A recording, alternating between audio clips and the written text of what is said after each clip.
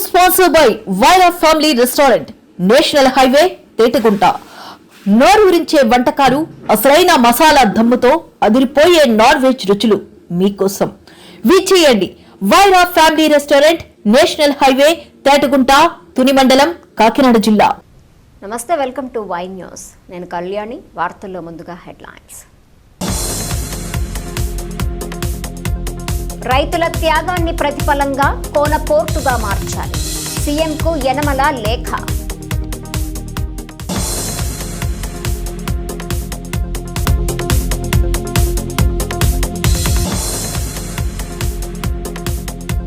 కాకినాడ జిల్లాలో సమాచార హక్కు కమిషనర్ పర్యటన, నగరపాలక సంస్థ కార్యాలయంలో రికార్డులు పరిశీలన.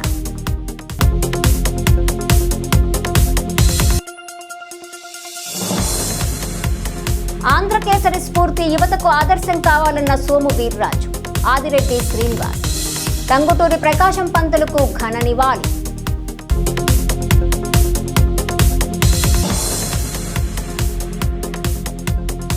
తన తండ్రి కలను సాకారం చేయాలన్న అమలాపురం ఎంపీ, రైల్వే లైన్కు అనుమతులకు సీఎంకు గంటి హరీష్ వినతి. కోనలో ప్రతిష్టాత్మక కొత్త ఓడరేవుకు కోన పోర్టుగా నామకరణం చేయటం ద్వారా ఈ ప్రాంత రైతాంగానికి ప్రాజెక్టు పట్ల యాజమాన్య భావన నింపటంతో పాటు వారి త్యాగానికి గర్వం ఇచ్చినట్టు అవుతుందని మాజీ ఆర్థిక మంత్రి యనమల రామకృష్ణుడు అభిప్రాయపడ్డారు. కోన గేట్వే పోర్టు సముచితమన్న ఆయన ఈ ప్రాంతంలో కార్యకలాపాలు నిర్వహిస్తున్న కాకినాడ సీ పోర్టుకు పోలి ఉన్నట్టుగా కాకినాడ గేట్వే పోర్టు ఉన్నందున గందరగోళ పరిస్థితులు ఉత్పన్నమవుతాయని, భవిష్యత్తులో పరిపాలనా నిర్వహణ సందిగ్ధత లేకుండా ఉండేందుకు పేరు మార్పు ప్రక్రియను ప్రారంభించాలని యనమల ప్రభుత్వాన్ని కోరారు. ఈ మేరకు అన్ని అంశాలను పొందుపరిచి యనమల ముఖ్యమంత్రికి లేఖ ద్వారా తన రిప్రజెంటేషన్ పంపారు. రైతుల త్యాగాలు, కోన ప్రాంత ప్రజల మనోభావాలకు అనుగుణంగా కాకినాడ గేట్వే పోర్టు మార్పు చేయాలని తెలుగుదేశం పార్టీ పొలిట్ బ్యూరో సభ్యుడు, మాజీ ఆర్థిక మంత్రి యనమల రామకృష్ణుడు ప్రభుత్వాన్ని కోరారు. ఈ మేరకు ముఖ్యమంత్రి నారా చంద్రబాబు నాయుడు గారికి లేఖ ద్వారా రిప్రజెంటేషన్ చేసిన యనమల కాకినాడ గేట్వే పోర్ట్ పేరును కోన గేట్వే పోర్టుగా మార్పు చేసి కోన ప్రాంత రైతాంగం త్యాగానికి గుర్తింపు ఇచ్చినట్టు అవుతుందని ఆ లేఖలో పేర్కొన్నారు. కోనలో కార్యకలాపాలకు సిద్ధపడుతున్న ఓడరేవును అరబిందో గ్రూపునకు చెందిన కాకినాడ గేట్వే పోర్ట్ లిమిటెడ్ అభివృద్ధి పరచడాన్ని స్వాగతించిన యనమల ఈ ప్రాజెక్టు కోసం ఏపీఐఐసి ద్వారా భూసేకరణ చట్టం 2013 కింద తొండంగి మండల పరిధిలో గల సుమారు 1600 ఎకరాల భూమిని సేకరించిందని, కేఎస్ఈజెడ్ పేరుతో సమగ్ర మౌలిక సదుపాయాల ప్రాజెక్టు కోసం కోన ప్రాంతంలో 10,000 ఎకరాల వ్యవసాయ భూములను వదులుకున్న రైతాంగం గొప్ప త్యాగాన్ని తన లేఖ ద్వారా యనమల ముఖ్యమంత్రి దృష్టికి తీసుకువెళ్లారు. ఓడరేవు మార్పును కోరుతున్న యనమల ఇందుకు 2 ప్రధాన కారణాలను తన లేఖలో వ్యక్తీకరించారు. కాకినాడ గేట్వే పోర్టు భౌగోళికంగా తొండంగి మండలంలోని కోన ప్రాంతంలో ఉందని, పోర్టు కోసం తమ భూములను త్యాగం చేసిన రైతుల పేరుతో ఓడరేవుకు నామకరణం చేయడం ఎంతైనా సముచితమని, దీనికి కోన గేట్వే పోర్ట్ అని మార్చడం రైతుల త్యాగానికి గుర్తింపు ఇచ్చినట్టు అవుతుందని యనమల అభిప్రాయపడ్డారు. తద్వారా ఈ ప్రతిష్టాత్మక ప్రాజెక్టు పట్ల కోన ప్రాంత ప్రజలకు యాజమాన్య భావన కల్పించినట్టు అవుతుందని, దీని ద్వారా కోన రైతు గర్వాన్ని కలిగిస్తుందని యనమల పేర్కొన్నారు.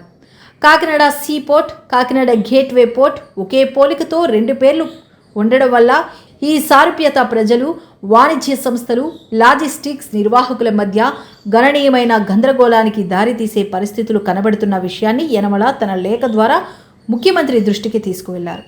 కొత్త ఓడరేవుకు కోన గేట్వేగా మార్చడం ద్వారా ఇప్పటికే కాకినాడ డీప్ వాటర్ పోర్ట్ నుండి దీనిని స్పష్టంగా మార్పు చేయవచ్చని సూచించిన యనమల రామకృష్ణుడు భవిష్యత్తులో తలెత్తే పరిపాలనాపరమైన, నిర్వహణపరమైన సాంకేతిక అంశాలకు సందిగ్ధత తొలగించవచ్చన్నారు.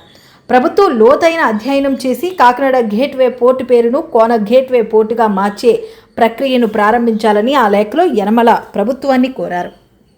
కోన ప్రాంత ప్రజల తరపున ఇదే అంశంపై త్వరలో గౌరవ సీఎం శ్రీ చంద్రబాబు నాయుడు గారిని కలిసి కోన పోర్టు సాధన కోసం కృషి చేస్తానని ప్రభుత్వ విప్ శ్రీమతి యనమల దివ్య తెలిపారు.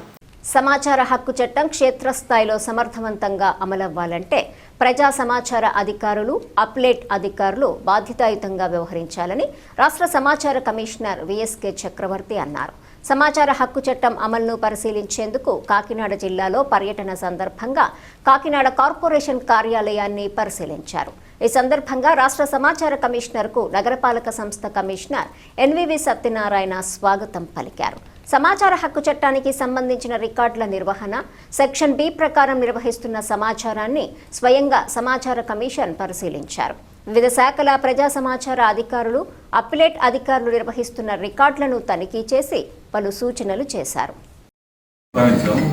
గ్రామ సచివాలయాలు, వార్డు సచివాలయాలు కూడా సమాచార హక్కు పరిధిలోనే ఉంటాయి. వాళ్ళు ఇప్పటివరకు ఎక్కడా కూడా బోర్డులు పెట్టట్లేదు. కమిషన్ దృష్టికి కూడా వచ్చింది ఆ విషయం. ఇప్పుడే కమిషనర్కి ఎంఏ కూడా చెప్పాం, వితిన్ 1 వీక్ లో పెట్టాలని కూడా ఆదేశించడం జరిగింది. ఖచ్చితంగా పెట్టారు. పెట్టకపోతే మీరు దాన్ని కమిషన్ దృష్టికి తీసుకురావచ్చు, చర్యలు తీసుకుంటాం. మేము ఈ సమాచార చట్టం అనేది రాజ్యాంగం కల్పించిన హక్కు మనకి. అయితే దీనివల్ల ఒక్కోసారి దుష్పరిణామం కూడా వస్తాయి. అంటే ఎవరికైనా బాగుంటుందంటే వాటి మీద మన సమాచారం చట్టం అర్థం చేస్తాం. ఆ విధంగా కూడా ఇప్పుడు తప్పుగా పడుతుంది. ఎంతవరకు సమాచార హక్కుని దుర్వినియోగం చేస్తున్నారని మీరు చెప్పిన మాట కూడా కొన్ని సందర్భాలు కమిషన్ దృష్టికి వచ్చింది. కమిషన్ కూడా దరఖాస్తు విస్తృత ప్రజా ప్రయోజనం ఉందో లేదో కూడా చూస్తుంది. పిఓలు కూడా ప్రజా ప్రయోజనం ఉన్న దరఖాస్తులు ఇవన్నీ కూడా అర్థం చేసుకోవాలి. 81J ఉన్నది కూడా ఆ పర్పస్లో ఉంది. థర్డ్ పార్టీ ఇన్ఫర్మేషన్ ఎంతవరకు ఇవ్వాలి ఏంటి ఇదంతా ఉంది. దాని ప్రకారం కూడా చూస్తున్నాం. ఇటీవల కొన్ని సందర్భాల్లో కమిషన్ ముందుకు వచ్చిన సెకండ్ అపీల్స్లో కొంతమంది పిటిషన్స్ అదే పనిగా పెడుతుంటే వాళ్ళ మీద కూడా విచారణ చేయడం, కొంతమందిని ప్రొహిబిట్ చేయడం కూడా జరిగింది కమిషన్. ఇదన్నది కూడా కమిషన్ దృష్టిలో ఉంది. క్రమశిక్షణ, ధైర్యం, దేశభక్తి అనే విలువలతో జీవించిన ఆంధ్రకేసరి టంగుటూరి ప్రకాశం పంతులు స్ఫూర్తిని యువత ఆదర్శంగా తీసుకుని ముందుకు సాగాలని Rajamahendravaram city MLA Adireddy Srinivas, MLC Somu Veerraju పిలుపునిచ్చారు. నేటి యువత గంజాయి, మాదక ద్రవ్యాలు, అసాంఘిక శక్తులకు పూర్తిగా దూరంగా ఉండి విద్య, వ్యక్తిత్వ వికాసం, సమాజ సేవ వైపు అడుగులు వేయాలని వారు సూచించారు. క్రమశిక్షణే విజయానికి మూలమని, ఆంధ్రకేసరి చూపిన ధైర్య సాహసాలు ప్రతి యువకుడికి స్ఫూర్తిదాయకమని పేర్కొన్నారు. జేఎన్ రోడ్లోని ఆంధ్రకేసరి కళాశాలలో నిర్వహించిన మీ భద్రత మా బాధ్యత కార్యక్రమం విద్యార్థుల్లో చైతన్యం నింపింది. Rajamahendravaram city MLA Adireddy Srinivas, MLC Somu Veerraju, police అధికారులు, ఈగల్ టీం ప్రతినిధులు పాల్గొని విద్యార్థులకు చట్టాలపై అవగాహన, మహిళల భద్రత, గంజాయి వంటి మత్తు పదార్థాల ప్రమాదాలు, క్రమశిక్షణ, విద్య ప్రాధాన్యతపై వివరించారు. టంగుటూరి ప్రకాశం పంతులు గారు తెలియని వారంటూ ఉండరు. మన నగరానికి విడదీయని బంధం. మున్సిపల్ చైర్పర్సన్గా పనిచేస్తున్నారు. ఇక్కడే విద్యార్థి దశలో విద్యను అభ్యసించారు. తదుపరి ఉమ్మడి ఆంధ్రప్రదేశ్ రాష్ట్రానికి ముఖ్యమంత్రిగా, మెడ్రాస్ ప్రెసిడెన్సీకి ముఖ్యమంత్రిగా ఎదిగిన వ్యక్తి.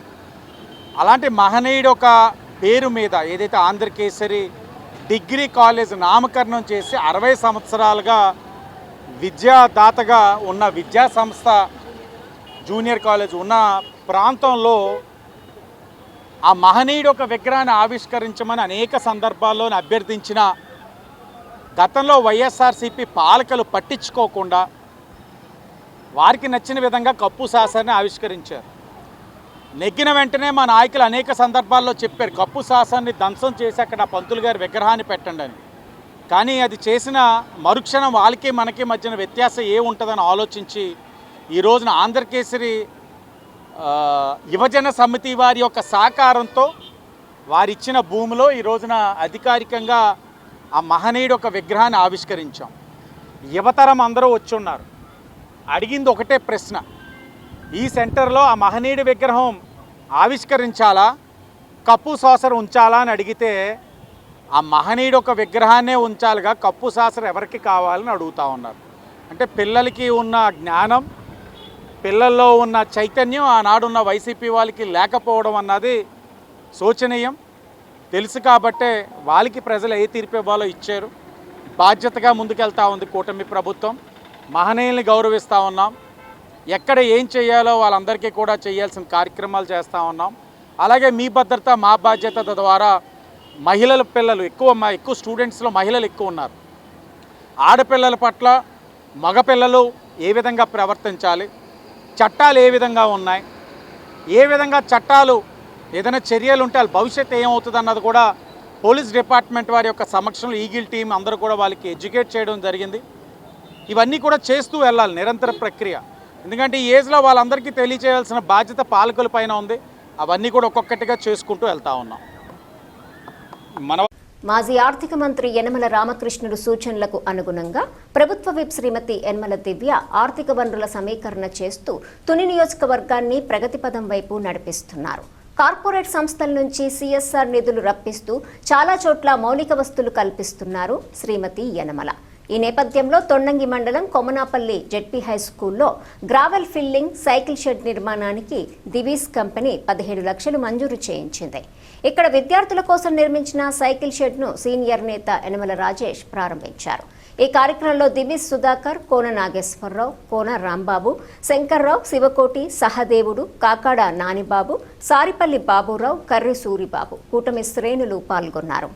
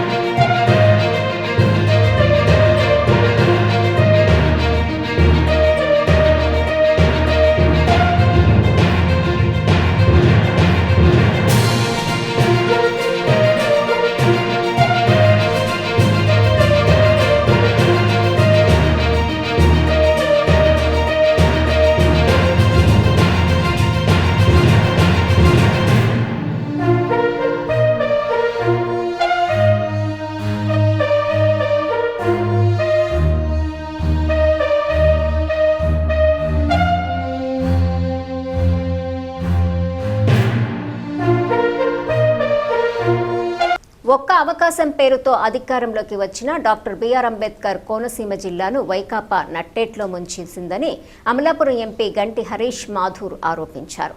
పిచ్చుకలంక సీఎం సభలో ప్రసంగించిన హరీష్, చంద్రబాబు నేతృత్వంలోని కూటమి ప్రభుత్వం రైతులకు వెన్నుదన్నుగా నిలిచి అభివృద్ధి సంక్షేమ పథకాలు అమలు చేస్తుందన్నారు. తన తండ్రి కల సాకారం చేసేందుకు కోనసీమకు రైల్వే లైన్ ఏర్పాటుకు సీఎం కృషి చేయాలని కోరారు. బిఆర్ అంబేద్కర్ కోనసీమ జిల్లా గత ప్రభుత్వంలో మోసపడిపోయింది. గత ప్రభుత్వంలోని వాళ్ళు ఒక్క ఛాన్స్ అని మాట్లాడి అనేక సందర్భాల్లో అన్ని విధాలుగా కూడా ఆదుకుంటామని చెప్పి మాట్లాడారు.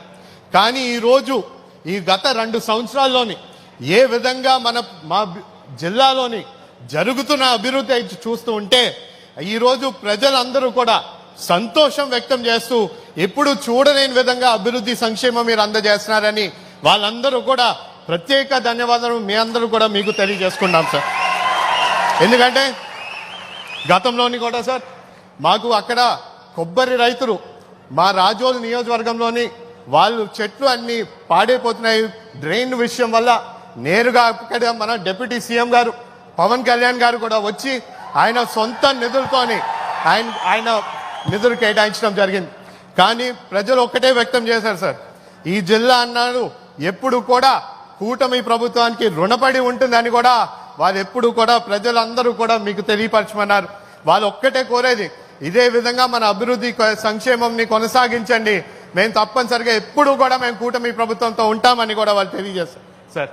అదేవిధంగా మన బండారు సత్యనారాయణరావు గారు కూడా ఈ ప్రాంతంలో ఇంకా ఆధునికంగా చేయాల్సిన అభివృద్ధి విషయాల గురించి కూడా వాళ్ళు తెలియపరిచారు సార్. మేము ఒక్కటే కోరేది, రేపన్నాడు నేను మా నాన్నగారు జిఎంసి బాల్యో గారు ఆయన ఒక కళ ఈ ప్రాంతానికి ఒక రైల్వే లైన్ ఉండాలని చెప్పి ఆయన ఎప్పటి నుంచో ఆశించింది.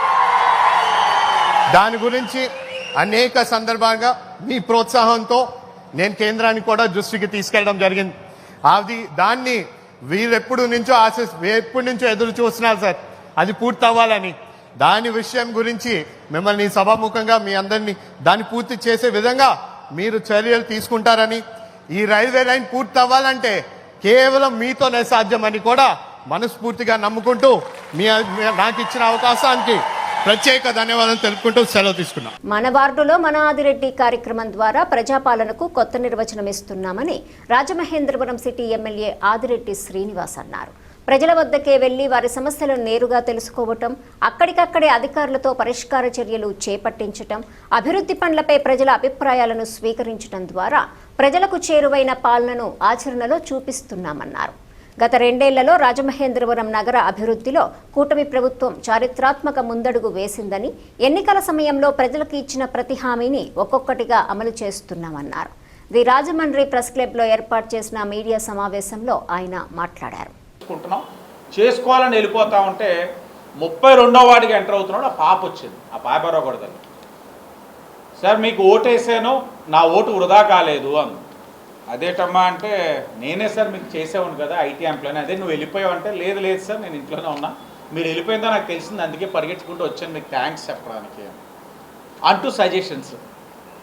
మీరు ఐటీ కంపెనీస్ వస్తున్నాయి, ఇంకొద్ది స్పీడప్ చేయండి సార్, మాకు ఇంకా పక్క రాష్ట్రానికి వెళ్ళి ఉండాల్సిన అవసరం లేదు, మా అమ్మ నాన్నల దగ్గర ఉండి వైజాగ్ విజయవాడ వెళ్ళి చేసుకుంటే ఇక్కడైతే ఇక్కడ 32వ వార్డుకి వచ్చాం. 30 సంవత్సరాల నుంచి ఉన్న సమస్య బాలయోగి వీధి, అలాగే మా మైనార్టీ సోదర సోదరిమణులు ఉన్న వీధి, అది ఈరోజు సాయంత్రం ప్రారంభిస్తున్నాం పని. సుమారు 30 సంవత్సరాలు మేడం గారు చాలా పట్టుపట్టి అక్కడ ప్రజలందరినీ కన్విన్స్ చేస్తూ ఉన్నారు. అలాగే 5వ వార్డు మీదుగా వస్తూ ఉంటే ఒక పాప మళ్ళా సేమ్ ఐటీ మేడం గారి ఇంట్లో దేవంగ సామాజిక వర్గం వారి ఇంట్లోని టీకి బ్రేక్ ఇస్తే అక్కడ ఆ పాప సజెషన్, ఈ ప్రభుత్వం కావాలనుకుంటున్నామని వాళ్ళ సజెషన్స్. ఎంబీబీఎస్ అయిపోయింది అమ్మాయి, పీజీకి ప్రిపేర్ అవుతున్న అమ్మాయి సజెషన్స్. ఫోరెన్సిక్ సెటప్ పెంచండి గవర్నమెంట్ హాస్పిటల్లో. ఆశ్చర్యం అనిపించింది. ఫోరెన్సిక్ సెటప్ పెంచండి, నా సజెషన్స్ ఇస్తానని చెప్పి అమ్మాయి సజెషన్స్ ఇస్తే అన్నీ గవర్నమెంట్ హాస్పిటల్ మాట్లాడితే, అవును సార్ మనకు అవసరం ఉంది ఫుల్ లెంత్ ఫోరెన్సిక్ సెటప్ అంతా కూడా ల్యాబ్ ఇవ్వండి. నేను కలెక్టర్ గారు కష్టపడి 6 నెలల్లో ఎస్టీ హాస్టల్ గర్ల్స్కి 2.5 కోట్లు, ఎస్టీ హాస్టల్ బాయ్స్కి 2.5 కోట్లు శాంక్షన్ చేయించాం. ఆ 5 కోట్లు 1.5 కోటి సిఎస్ఆర్, 3.5 కోట్లు గిరిజన సంక్షేమ శాఖ, టెండర్లు కూడా పంపించేశాం. నెల రోజుల్లో పనులు కూడా ప్రారంభిస్తాం. మరలా చెప్తా ఉన్నా, ఎస్టీ హాస్టల్ ఏదైతే ఉన్నాయో 2 చోట్ల కూడా నా ఓటర్లే లేరు. మరి 6,34,00,000 ఎందుకు తీసుకొచ్చాను? నేను నెక్స్ట్ ఎలక్షన్ కోసం ఆలోచించట్లేదు, నెక్స్ట్ జనరేషన్ని నేను చూస్తూ ఉన్నాను, వాళ్ళే దేశ భవిష్యత్తు. దానికోసమే ఈరోజు 6,34,00,000 తీసుకొచ్చున్నాను.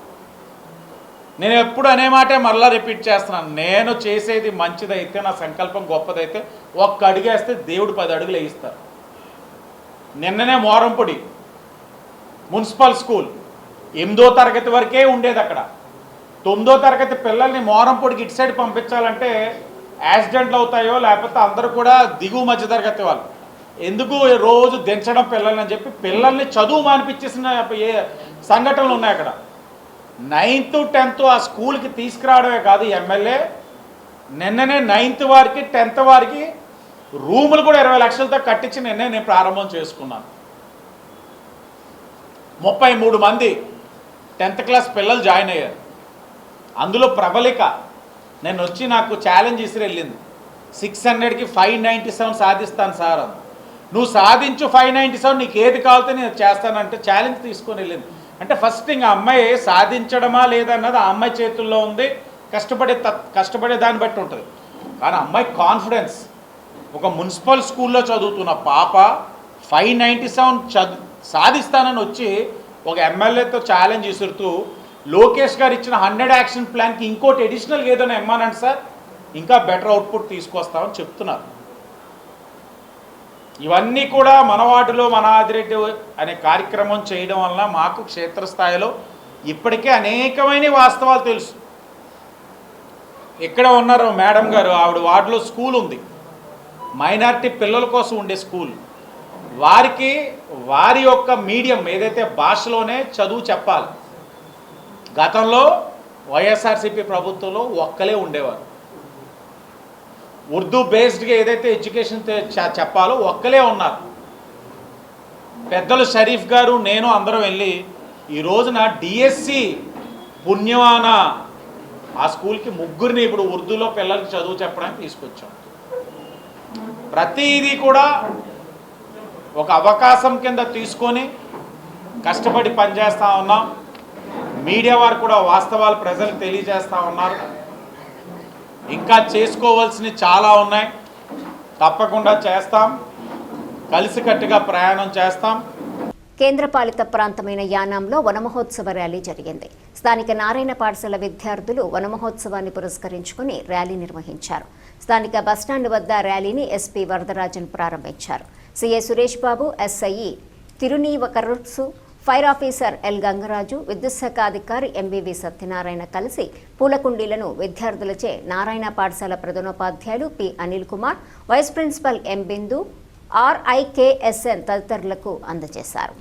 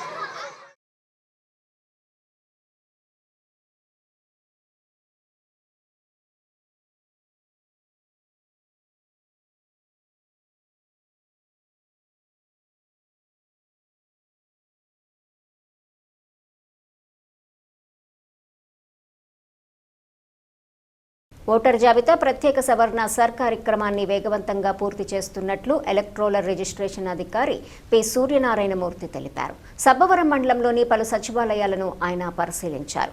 ఈ సందర్భంగా తహసీల్దార్ కార్యాలయంలో ఆయన ప్రత్యేక సవరణ పనుల ఈ పురోగతిని సమీక్షించారు.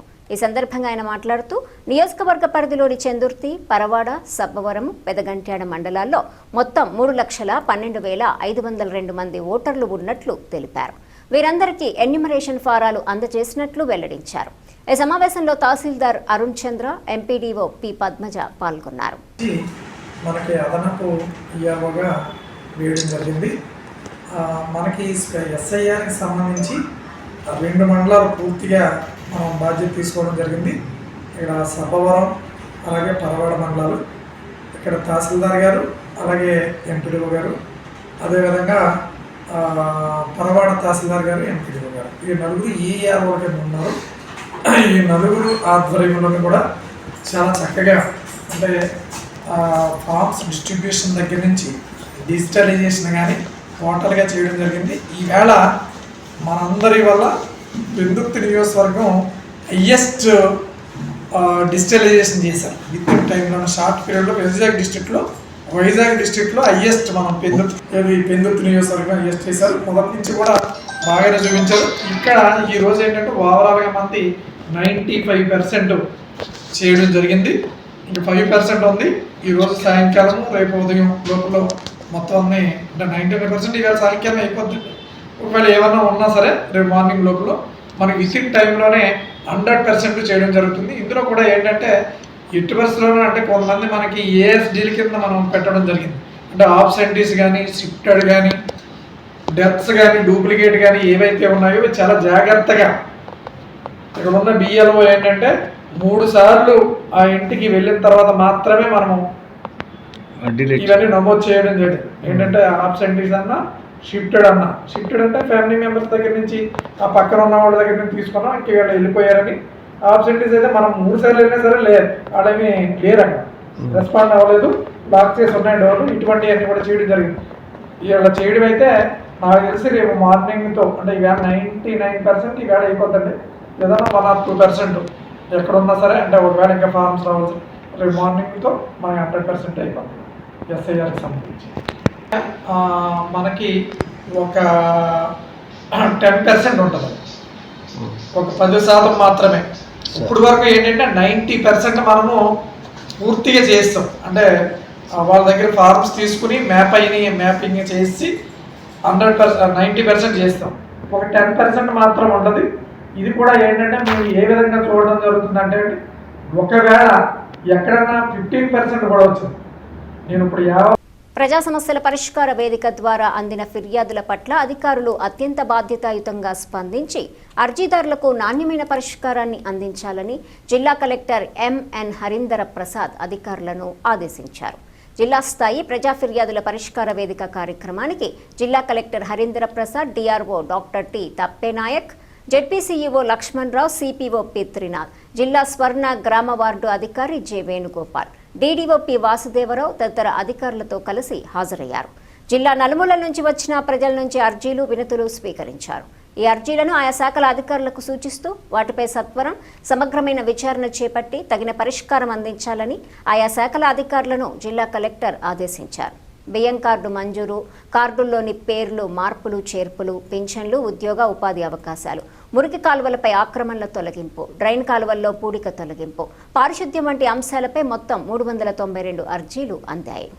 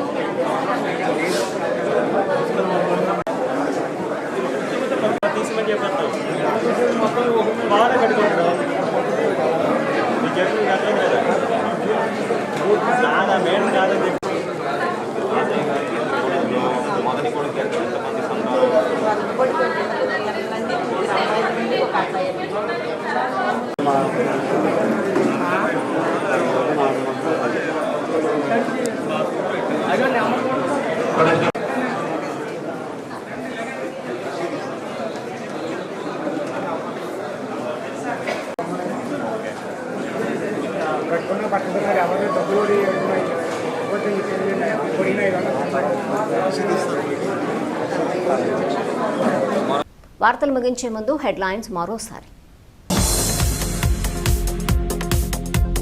రైతుల త్యాగాన్ని ప్రతిఫలంగా కోన పోర్టుగా మార్చాలి, సీఎంకు యనమల లేఖ.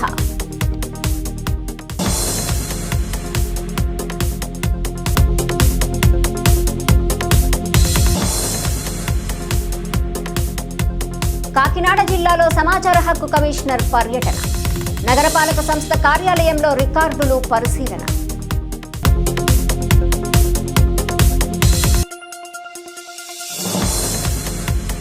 ఆంధ్రకేసరి స్ఫూర్తి యువతకు ఆదర్శం కావాలన్న సోము వీర్రాజు, ఆదిరెడ్డి శ్రీనివాస్, టంగుటూరి ప్రకాశం పంతులకు ఘన నివాళి.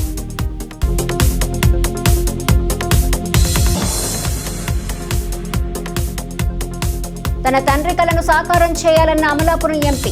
రైల్వే లైన్కు అనుమతులకు సీఎంకు గంటి హరీష్ వినతి. ఈ వార్తలు ఇంతటితో సమాప్తం. తిరిగి ప్రసారమయ్యే వై న్యూస్లో మళ్ళీ కలుసుకుందాం. అంతవరకు సెలవు. నమస్కారం.